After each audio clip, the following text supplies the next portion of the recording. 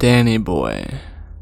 For those of you who don't know, the era of the 1980s wasn't the best time for a kid to grow up in America. Back then, there was a so-called satanic panic going on.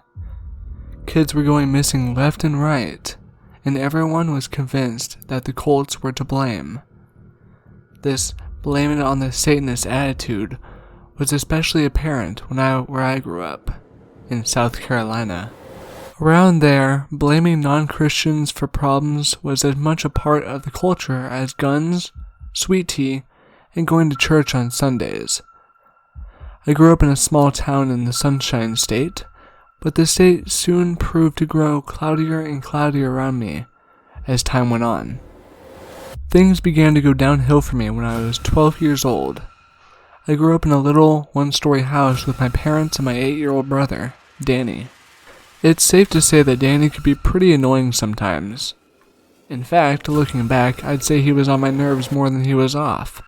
Still, I loved the kid, deep down. Once in a while, he and I got along, and the moments that we did see eye to eye, well, they were truly memorable. Our times together ceased on April 13th, 1984. That day seems like a dream to me now, a distant memory. Danny and I had just gotten home from school. Our father was still at work and our mother was gone too, leaving a note on the fridge for us. Went to Jen's, please run to supermarket and pick up eggs so I can make your cake. The following day was my birthday.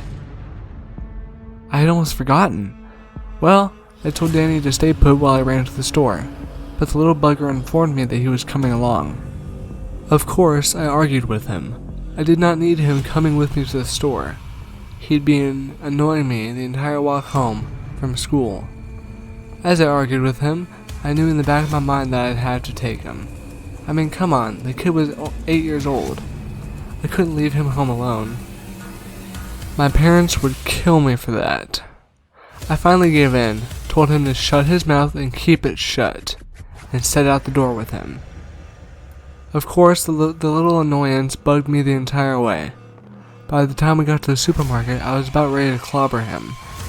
All I did, however, was pull him to the side and scold him for about a minute. Looking back on it now, I wish I hadn't. I wish I just embraced his annoyingness. Well, I turned away from the brat and made a beeline to the store, toward the poultry aisle.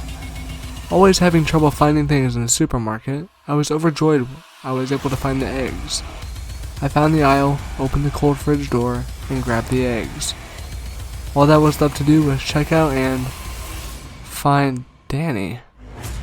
I couldn't believe it. I hadn't even kept track of my little brother after I scolded him. I frantically searched the store, and after not being able to find him for several minutes, I began to ask customers if they had seen a short, blonde-headed boy. No one had a clue.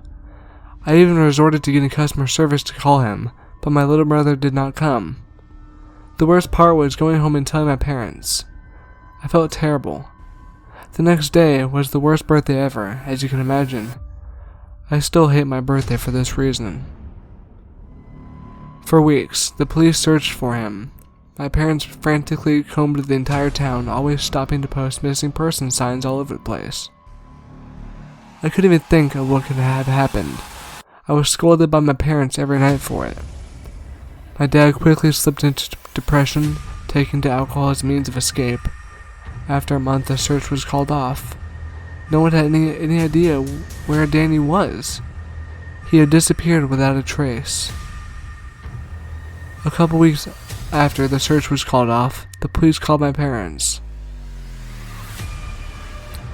showing them a photograph they had found in a parking lot of an abandoned store. The case remains open to this day.